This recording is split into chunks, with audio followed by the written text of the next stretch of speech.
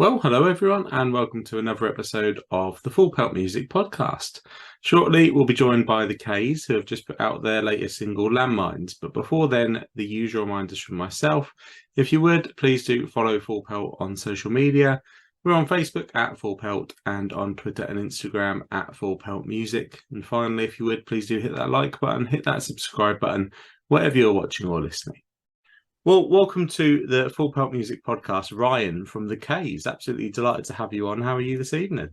I'm all good, mate. How are you? Yeah, no, absolutely delighted to have you on.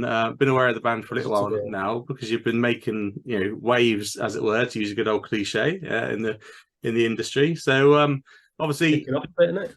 yeah, and obviously, I mean, it's clear to see from this summer alone, how the band has taken off, and obviously the fans are absolutely loving what you guys are doing from both a live perspective and recorded, and we're going to touch on both over the duration of this episode. Yep.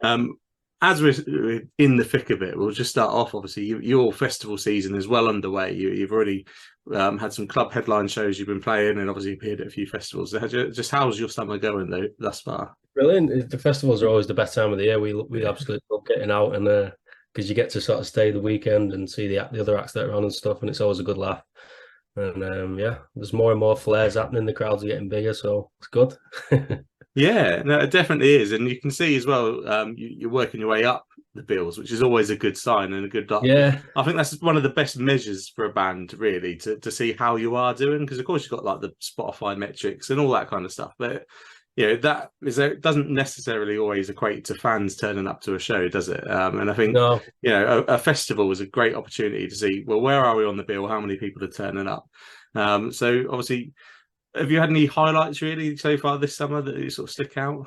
We did quite well last year, and then this year, it's just to see all the K shirts. There's like you got to turn a festival like in Glastonbury the other day, and there was loads of K t-shirts and a couple of flares going off, and it's like down south, and it's sort of hard to get those crowds at festivals usually, but we just seem to be going from strength to strength, and it's always busy for us. So yeah, we're at Stockton tomorrow, and then we do Tramlines, headline the Tramlines Festival at Leadmill Stage on Friday. So that's going to be a highlight for sure. It definitely will be, and it's interesting you touched on kind of that north-south divide, because I think it's more telling in indie music than any other genre, really. Like there's the amount of bands, obviously, indie kind of is born up in the north, and obviously, you had the Manchester scene and all that kind of stuff. But yeah, it's good to see, obviously, and hear that you're getting the same kind of reactions down south. But probably our busiest area, apart from Manchester and sort of Newcastle, because on Spotify and stuff, when you look at the numbers, London's our hottest city, and it was the first to sell on the last tour. It was when we sold the Lafayette out, so we're going back down there soon enough for another live date, but I don't know if I can say much more on that. No, exactly. You got to keep these things close to the chest, and that is for me the second kind of metric. Obviously, festival billings, but also the London show normally is a good indication of how a band is progressing. And obviously, selling out a venue like the Lafayette already, when you've not even had an album out yet, is truly special, to see. Yeah, it's an honour to do it as well, and it's so difficult usually for northern bands to sort of sell down south. It's always sort of been the norm that they can never do it up here, but we just seem to do it, and it just seems to be getting bigger and bigger. So, yeah, bring it on. Yeah, no, definitely bring it on, and we'll touch on, speaking of bigger and bigger, we'll touch on a special show you've just announced later on, when we get really plugging for the audience to come along and see you. But just to sort of before we head into your latest single. I first managed to catch you live, and it was great to see. It was Reading Festival last year, on one of the main stages. Which, I mean, again, playing main stage at Reading, without even having an album out. I mean, what was that experience like for you? It was awesome because, I think it was the first ever festival that I went when I was 16 years old, and I just sort of stood there and I thought, oh, one day, we'll play that, and then, we. As you said, we've not got an album out. We didn't have a deal in place. We just sort of got booked for it. Our solo did a great job on getting us on the main stage, and we smashed it again. At Leeds and Reading, there was sort of flares going off, and there was a sea of people at the front. So it's just dream stuff, isn't it? It is definitely, and I remember it being a great atmosphere, and obviously just I could see you almost getting, caught up in that moment, and obviously the connection that you've got with your audience as well. Like you say about the flares going up and everything, it does. A K show, to my experience thus far, it really is just a connection and an experience for everyone. That's what we're so good at compared to like a lot of other bands at the minute. Like people do well streaming and people do well online, and we just seem to be ticking all the boxes at the minute. And the live shows is where we're at our strongest. Yeah, no, definitely, and I can attest to that. And it is so important because, like we've both kind of touched on there, some people can get really seriously good streaming figures and good metrics online, but then they'll go and play a tour and they just can't sell the tickets because people might have picked up on maybe, I don't know, a TikTok song or something, but actually they're not invested in that band to go and see them. And being able to cut the mustard, again, to use another cliche, live can help set bands apart. And obviously you guys have managed to do that so far, which is obviously a fantastic omen hopefully for the future and what you can achieve. So yeah, definitely. Yeah, no, excellent. And obviously the future is kind of begun now because you've just put out Landmines, which is your latest single. So hopefully listeners have had a chance to check it out already. What can you tell us about the song and the meaning behind the song? It was just sort of, Jamie brought it in, and it was just about sort of our youth and growing up on the park. There's a little video on our YouTube about sort of the story behind it, but it was just about every sort of typical youngsters sort of like on the park, and you're in that bracket where you don't go over the park to play on the fucking swings or whatever, do you know what I mean? But you're not old enough to go to the fucking pub, so you just get a 3 litres, sit over the park and cause trouble. But I think it's a story of many people's young lives. I think we've all been there, definitely. And again, hopefully that it creates a song that's relatable for listeners, because that's always going to help. That's what it's all about. Exactly. And I, kudos for putting that video out. I did see that video when I was obviously doing a bit of research for this interview, and it's nice because like you don't really get that. Not a lot of bands do that sort of thing. So I definitely encourage listeners to check that out. Where did the kind of motivation to do that come from? We were shooting the music video, and it was just an idea because we was on the park where it was wrote about. So we just thought, let's get a bit of a behind the scenes, a bit of a story for the fans, just to sort of seeing a bit of an insight into the process and how it came together and the story behind it. But as you said, it's relatable to so many people that that's the kind of songs that we sort of write, and we think it's the best way to do it. Yeah, it is. It really is. You got to build that connection. And you touched on the music video as well. I always like to draw listeners' attentions to the music videos, whatever song we're talking about on the podcast, because it's such a lost art these days. I think the last 2 podcasts perhaps I've done, the single that I've been talking to the band about, they didn't have a video for, because it's just kind of the first expense. Shit at music videos standing around. But no, we've got a guy who does them, Jeff, and he's done the last couple, and he's brilliant. So he tells us what to do and how to look and where to look at the camera, don't look at the camera and all that. So it's easy when you've got a good director sort of telling you what to do. Otherwise we're just stood around like fucking idiots over the park. It certainly helps if you've got that creative vision to obviously put it together. Jeff, I think you said his name, obviously kudos to him. So obviously with the video for Landmines, then the concept for it, because it's a bit of a mixture of bit of story, I suppose, and obviously clips from the band. Obviously, the live stuff and the storyboard. So Jeff usually puts a bit of a storyboard together based on the song, and we usually have a couple of meetings and go through some ideas. And then he came on tour. He did a couple of the festivals. Neighbourhood was one of the highlights as well. I didn't mention that before, but for us to go back to Warrington Neighbourhood Festival, it was a busy tent. Like, have you seen any of the footage? But he came along anyway, and he came on the road. He came in the van. He came on stage with his cameras, and he just threw it all together. So I think with that type of track as well, we're sort of going for the festivals, because we're doing so many festivals this year, and it's quite a festival sort of tune, a bit bouncy and a bit upbeat. So that was the sort of concept behind it. Yeah, and it works really well. And actually, it makes a good point. Actually, you do, like, subliminal messaging wise. Watching that video does really make me want to go and stand in the field and watch it. So perfect. It's done its job. It definitely has. And I always like to draw attention to videos. Definitely a lost art, and more bands should try and do them. So obviously, listeners, we'll have the link in the bio of this episode if you try and go across to YouTube and watch that for sure. And we're going to have a segment later. Oh no, we're not, because it's the Full Pelt Music Podcast. On our Discover New Music podcast, we have a segment called Setlist Science. So let's bring it in right now, actually. I was going to just touch on, will Landmines feature in the set lists this summer if fans are going to come and get you? Yeah, as of next week, it's going to be in the set. Perfect. So in that segment, there's two kind of questions that we tend to ask. And the first one is just, what level of importance do you place into the structure of a set list? And have you got any rules that you tend to follow?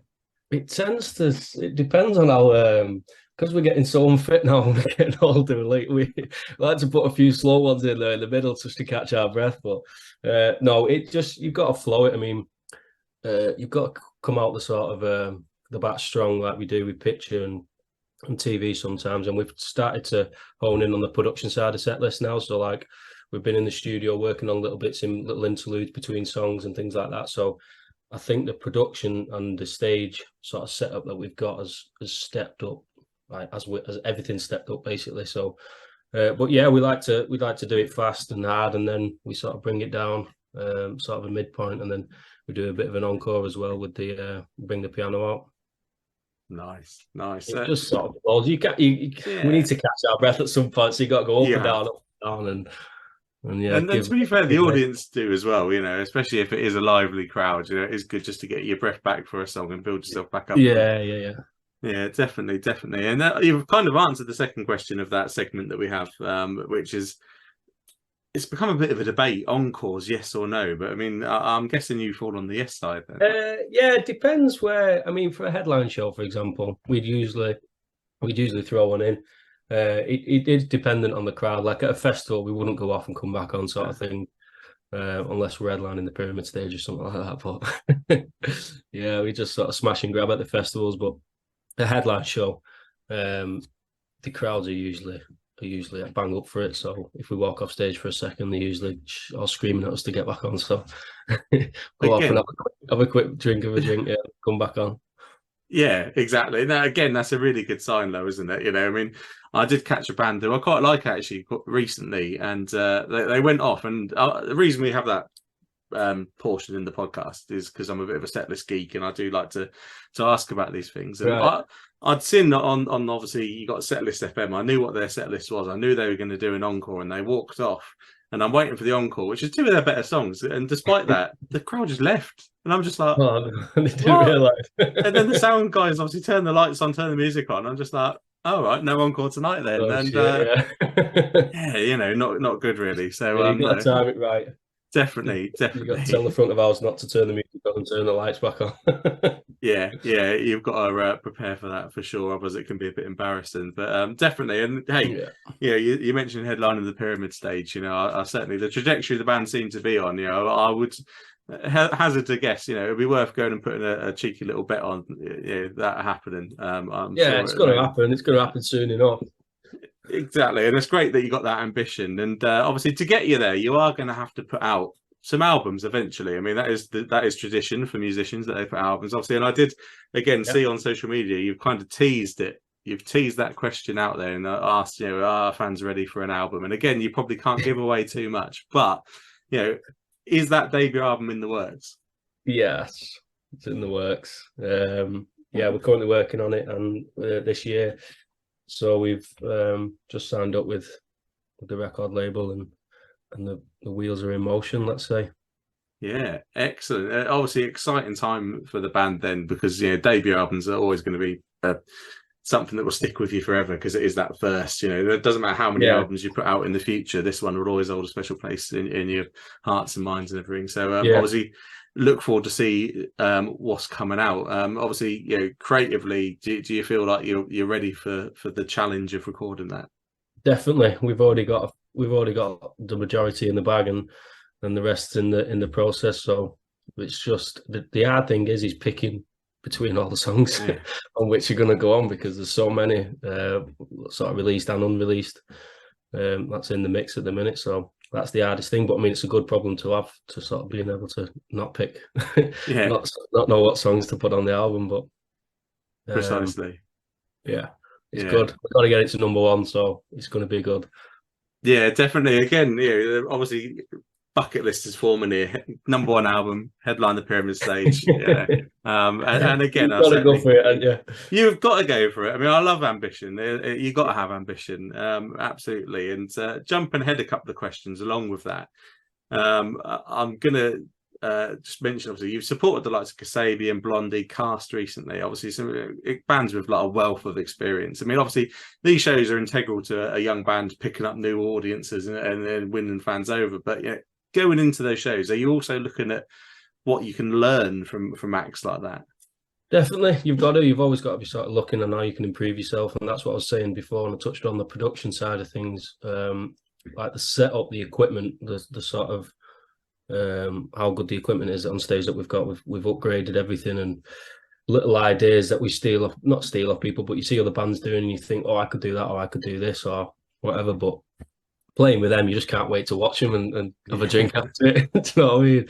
Like that Blondie show was ace. She was dead cool as well. She sort of watched our set and she was bopping away at the side of the stage, and then she had a chat with us after and had a photo and stuff. So yeah, it was amazing. Good. Yeah, obviously, Debbie Harry is just one of those icons, timeless icon. Yeah, absolute legend. And obviously, they smashed their Glastonbury set as well. Really enjoyed.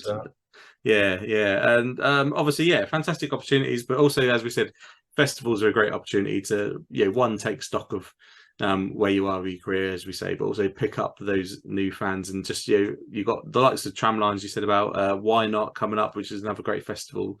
Main stage next week, right?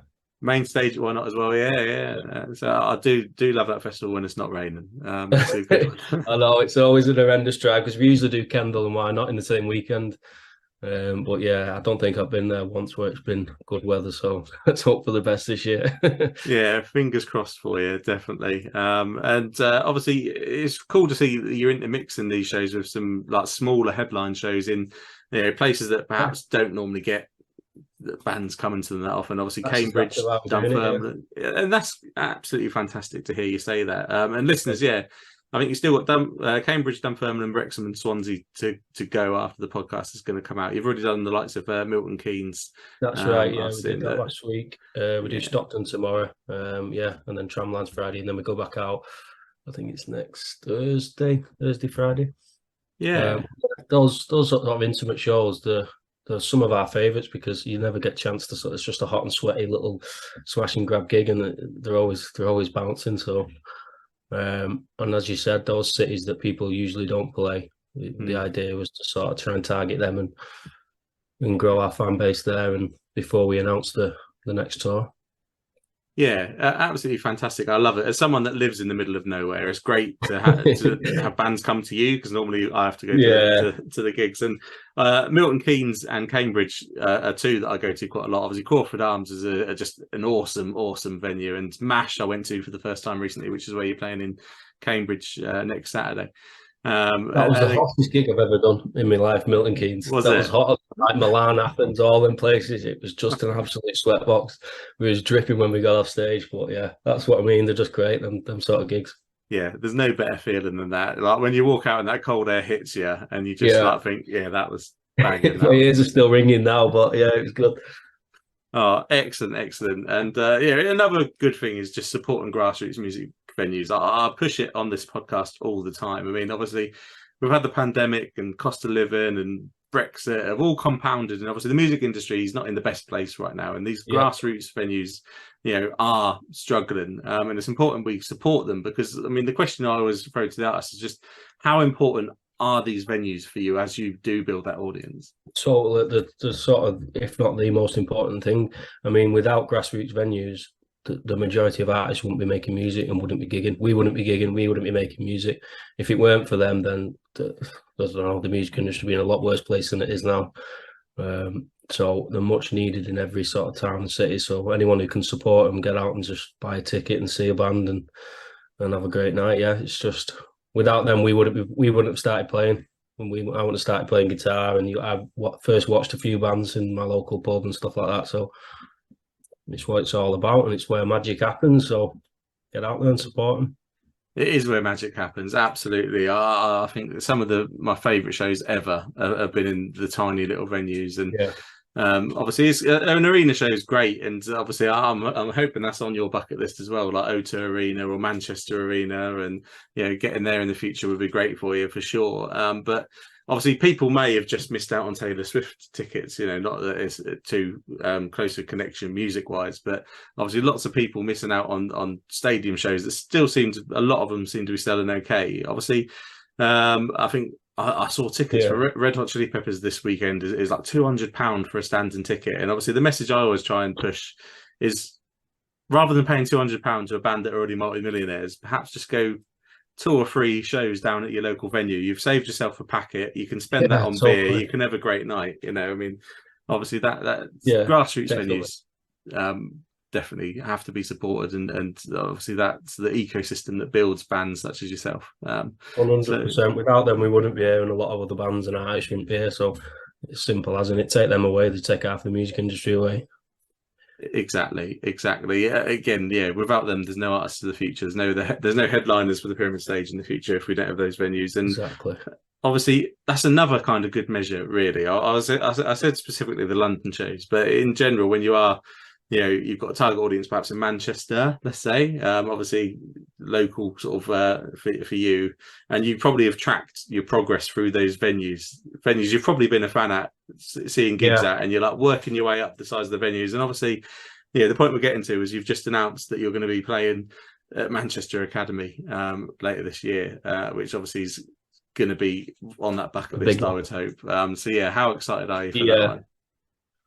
We can't wait. The last band I seen there was the Fratellis, I think, and it's a big room. It's a big room now, but we were sort of like, we knew we'd sell it out, but not that quick, because our last Manchester show was Albert Hall, and it was right after the pandemic, and it was sort of touch and go. Like, I think there was still a bit of sort of uncertainty about with the people buying tickets. So there's always sort of that thing in the back of your mind thinking, is it going to sell? Is it going to sell? But it went on sale at 9 o'clock, and then 4 minutes past 10 or something, it was 55% gone, and we was like, fuck, this is going to go today. So it was fucking ace.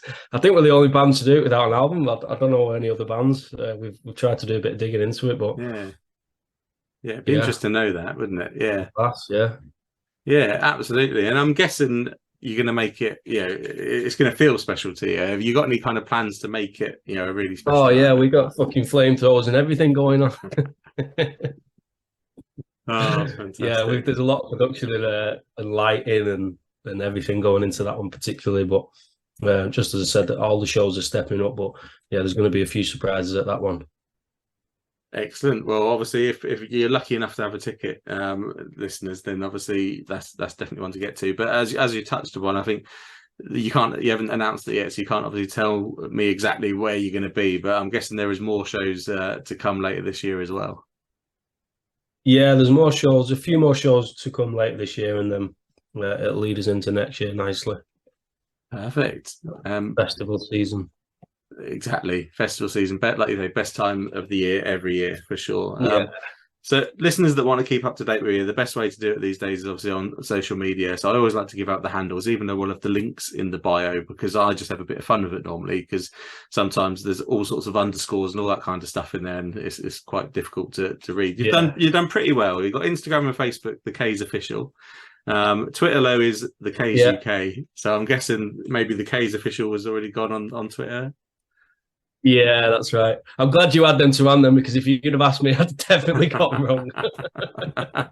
Oh, no, I always like to give them out. It feels weird because listeners can click in the bio anyway and find their way to them. But I like to give them out. It's always a bit of a laugh. I say you've done well, because quite often there's multiple underscores and all kinds of punctuation stuff to put in there, because obviously most band names are taken these days, and most handles on social media are as well. So it's quite difficult. I don't suppose this is one I've started asking. Are the band on Threads yet?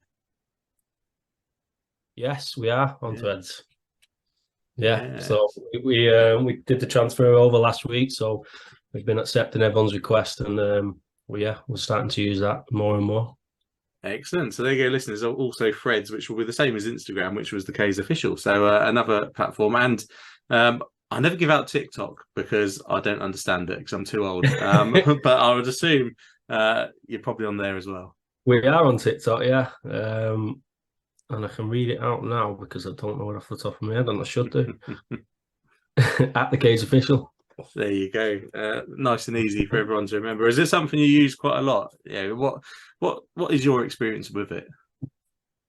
We're pushing TikTok more and more. We're doing like little tour, like after a couple of every sort of 1 or 2 gigs, we're doing like a bit of a mashup and a TikTok of everything that's gone on, pre-show rituals and little bits of funny videos and stuff like that. Usually tripping Dexter up and taking the piss out of him, but yeah, that type of stuff. So I head over to TikTok because we're pushing it more and more. That's going to be the one that's going to be growing the fastest.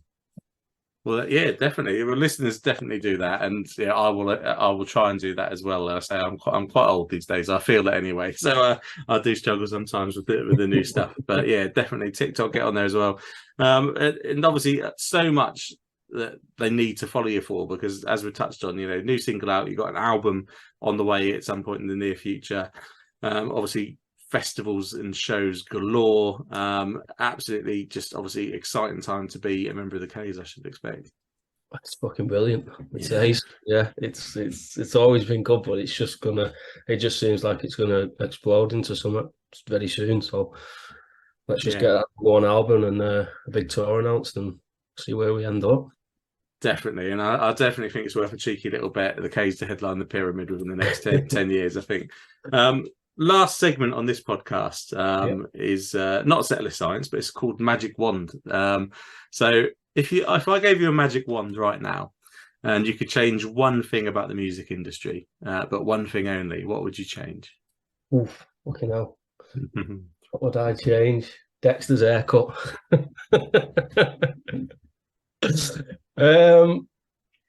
I don't know. I suppose it's the grassroots venues closing down that you touched on before.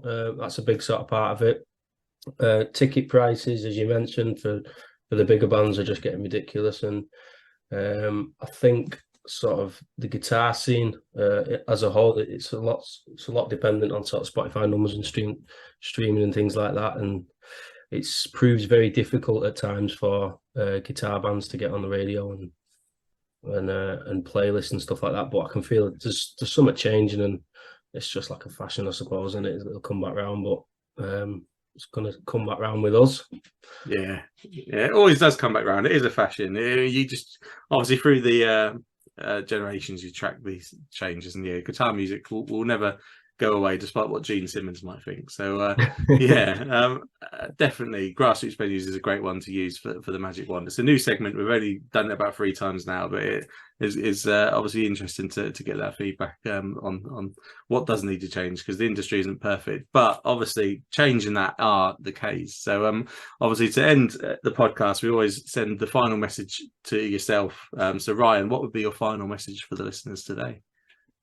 Check us out on all the handles that you've already mentioned, and keep your eyes peeled for some exciting news, some bigger news that we've already put out. So excellent, and looking forward to it. And again, definitely we'll be catching the band at some of these shows, because I encourage listeners to do it, because again, Reading last year, fantastic first experience with you, and absolute pleasure having you on the podcast. So thanks for joining us today, Ryan. Nice one, no problemo. Well, thank you everyone for listening. I really do hope you enjoyed our chat there with the K's. Do make sure you check out their new single, Landmines. And of course, follow the band across social media to stay up to date with everything coming from them. You can also stay up to date with Full Pelt on social media. We're on Facebook at Full Pelt and on Twitter and Instagram at Full Pelt Music. And finally, if you would, please do hit that like button, hit that subscribe button, wherever you're watching or listening, because we'll be back very soon with another episode of the Full Pelt Music Podcast.